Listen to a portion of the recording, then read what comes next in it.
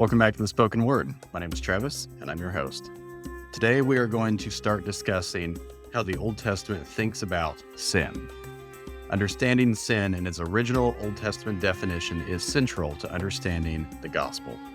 After all, when the angel Gabriel told Mary that Jesus would, quote, save his people from their sins, she would have understood sin in terms of its original definition from the Old Testament.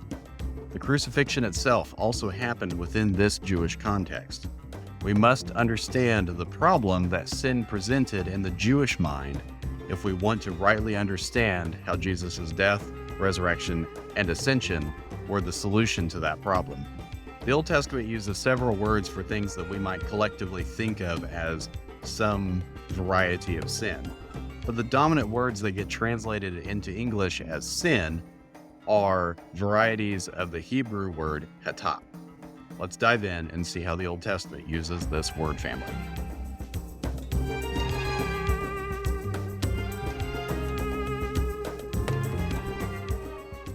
Let's talk about how Leviticus and the broader Old Testament define sin. Take a few seconds and think about how you would define that term. People frame sin in all sorts of ways.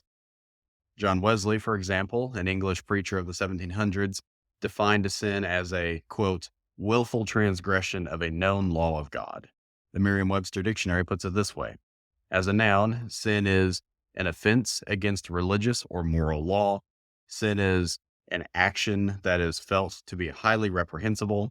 Sin is an often serious shortcoming or a fault. Sin can be a transgression of the law of God. Sin can also be a vitiated state of human nature in which the self is estranged from God.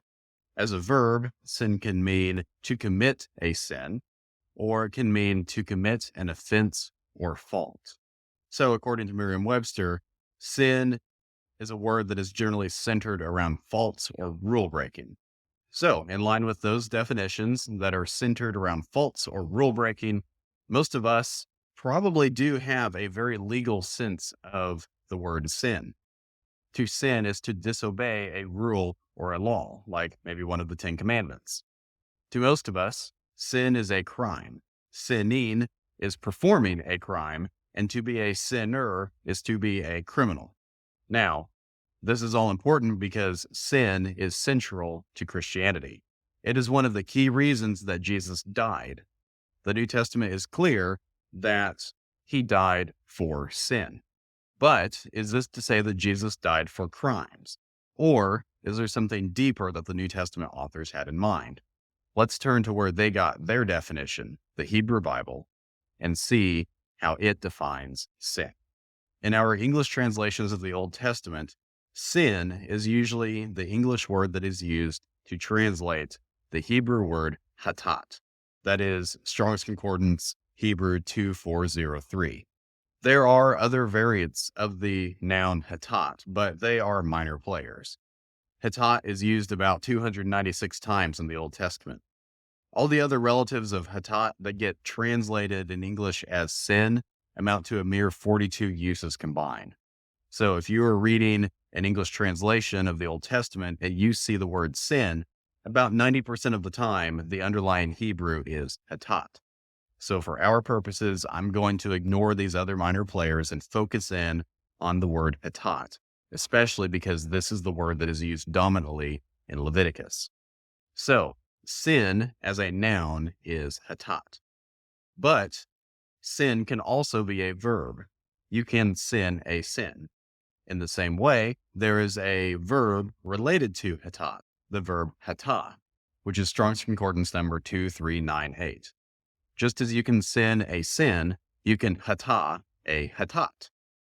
There is also an adjective that is related to hatat.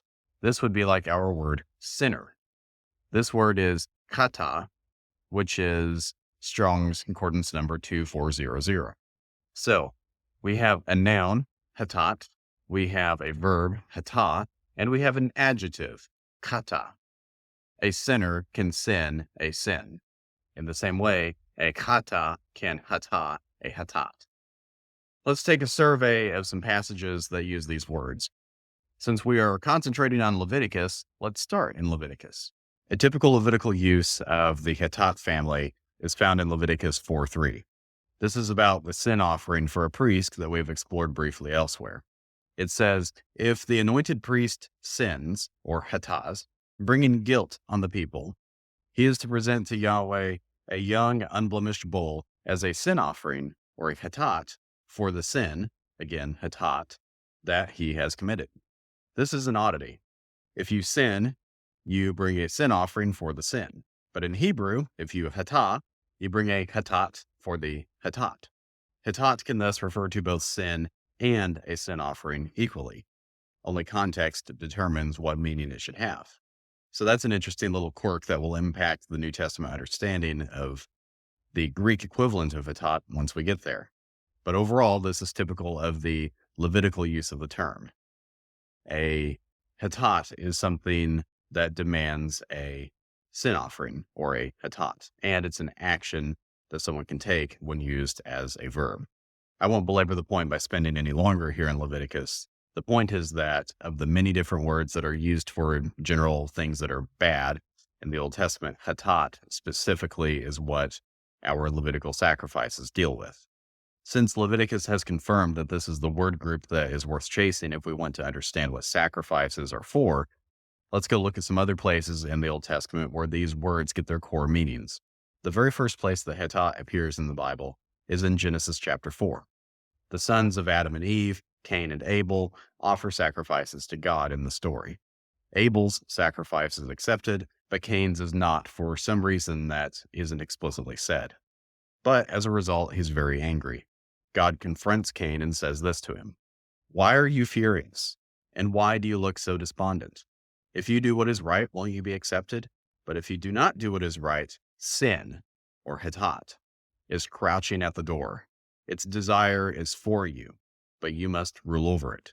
So when God describes hatat, he describes it as some kind of cosmic predator that desires to control and enslave Cain. Cain's job is to maintain his supremacy over sin rather than submit to it. So in a way, it's his version of the snake that his parents confronted. They were supposed to rule, but they got ruled over by the snake instead. Unfortunately, the very same thing happens to Cain, and he is ruled over by sin, submits to it, and kills his brother as a result. So, sin is a cosmic predator that seeks to upend and corrupt the created order. Cain was supposed to rule over sin, but instead that relationship was flipped, and he was ruled by sin. You might expect that the next place you would see the word sin in the Bible would be in Genesis chapter 6, where the wicked world of Noah's day is described. Although Genesis 6 does describe a world that is marked by wickedness and evil, the word sin specifically does not actually appear in this chapter. The word for wickedness and evil here is the adjective ra. It's not describing that they were sinning using some form of hatat. It's saying that they were fundamentally ra, or wicked. Certainly they sinned, but that verb just isn't in the language here. There was something deeper that the author wanted to focus on. Chasing down the word ra would be a whole word study in and of itself, but I just want us to bear that word in mind. Now let's go back to hatat. The next place we actually see hatat in Genesis is in chapter 18, where God tells Abraham that he is going to go and check on Sodom and Gomorrah because of their sin. In verses 20 and 21, it says, "Then Yahweh said, the outcry against Sodom and Gomorrah is immense, and their sin," or hatat, "is extremely serious. I will go down and see if what they have done justifies the cry that has come up to me. If not, I will find out." Now, as a side note, that word ra that we mentioned is actually used to describe the inhabitants of Sodom and Gomorrah. If you go back to Genesis 13, it says this in verse 13. "Now the men of Sodom were ra, sinning immensely against Yahweh." This translation from the CSB is actually a little bit off. They weren't sinning greatly. Sinning would be a verb, and that would be our word hata. Instead, the Hebrew uses our adjective friend here, chatta, or sinner, a type of person that is marked by sinning. So the Hebrew reads something like, "The men of Sodom were ra, and great chattas against Yahweh. They were wicked and great sinners against Yahweh. Now, the verb form hata does appear in Genesis. It shows up when Joseph refuses to sleep with Potiphar's wife. In Genesis 39:9, Joseph is speaking to Potiphar's wife, and he says this to her: "No one in this house is greater than I am. He, Potiphar, has withheld nothing from me except you, because you're his wife. So how could I do this immense ra? And how could I hata against God?" So hatat, the noun for sin, is a kind of dark, enslaving, antagonistic force. It's like a predator. It crouches at the door and plots to rule over Cain. It's basically Cain's version of the serpent that his parents faced. So sin is a kind of cosmic force with a specific intent to enslave and rule over humans. Also, as a noun, it can describe something created collectively by a group of people.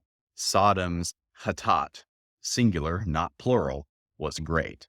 As a verb, it can be taken as a specific act that is against Yahweh. Against would mean contrary to the desire of another.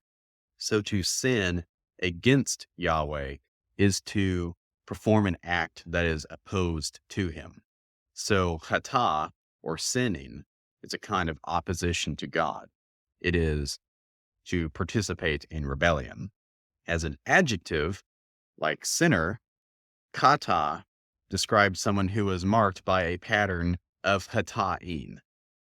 Sometimes sinners are also described with this language of evil and fundamental corruption, using the word ra as well. So what do we have? Sin is a cosmic force that desires to enslave humans. To sin is to oppose God.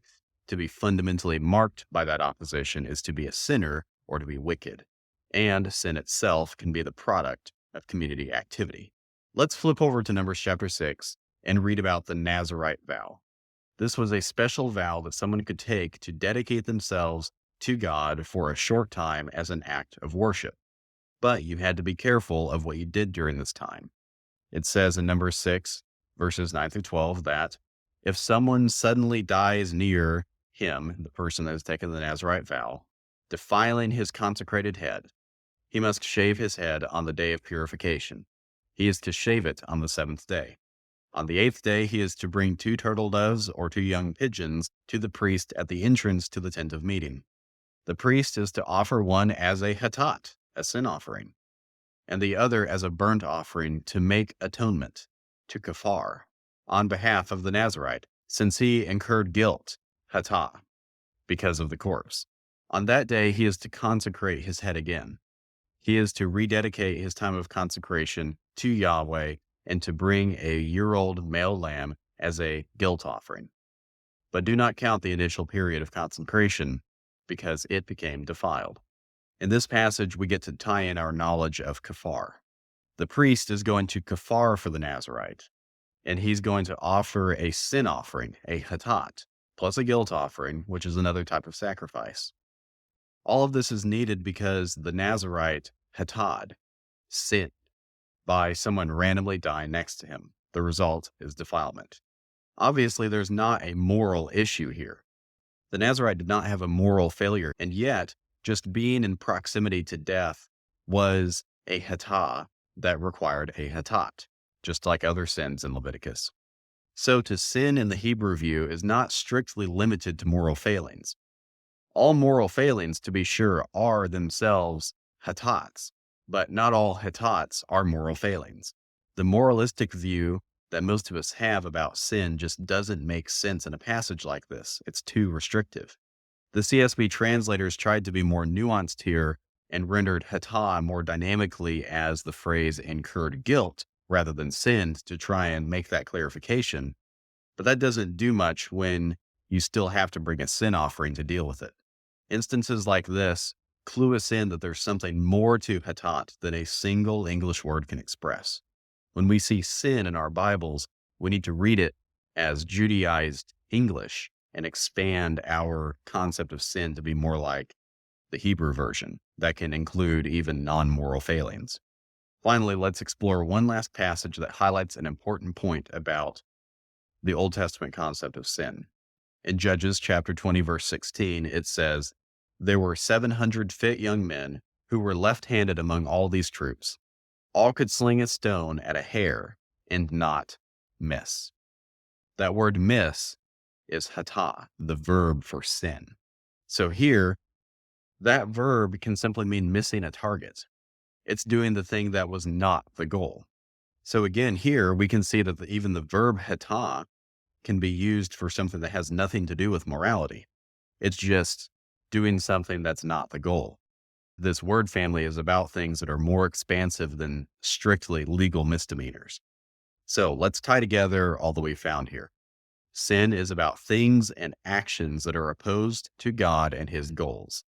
Sin is everything that is not as intended, just like missing a target with a sling. Sin itself is envisioned as a kind of sentient cosmic force that brings corruption, chaos, and pollution, intending to upend God's order.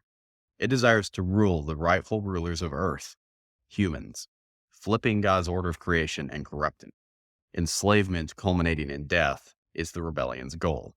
Sinning as a verb is cooperating with that cosmic force of rebellion and perpetuating its goals. And sinning can even describe what happens just by being in close proximity to the effects of the rebellion without any moral failing on your part. Together, we have this idea that participating with the rebellion or being in proximity to it is a way of getting polluted or corrupted. Either way, sinning brings corruption that must be dealt with. It seems that when we are agents and allies of sin, or even if we just come into contact with the results of sin's activity, like death, we spread sin's influence and somehow become contaminated ourselves. Sin is like some kind of alien fungus that is spread by people breathing in its spores and breathing them out into the world as its carriers, spreading it around like a plague.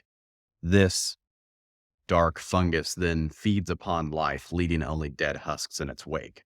According to Leviticus, the solution to this deathly influence is to purge it with the power of life, to kafar it. The solution is not payment or absorption of punishment for a crime. Sin is a death-dealing pollutant, so the solution to sin is a life-infusing detergent. Leviticus symbolizes this life-infusing detergent with blood. In parallel, Hattat can also mean the very sin offering that bears that life-giving detergent. To kafar Hattat, you need a Hattat. So, all that being said, we need to reorient our concept of sin to match the original Hebrew categories. It's not just about making mistakes or committing crimes or breaking arbitrary rules. To sin is to be a tool for spreading around the disorder and chaos that has been planted into our world by cosmic forces that are opposed to God and his rule. But we see in Leviticus that those forces of corruption and the pollution that they bring can be beat back with an outpouring of life, harnessing death itself as the means of beating back the corruption that encroaches upon God's sacred space. In the next episode, we're going to prove that it is this definition of sin that the New Testament authors had in mind when they said things like, Christ Jesus died for sins. We're going to step through history and see how the various forms of Hattat get imported into the Greek language as forms of the Greek word hamartia. But that's all for me for now. Thank you so much for listening. And as always, until I see you next time, go in the peace of God.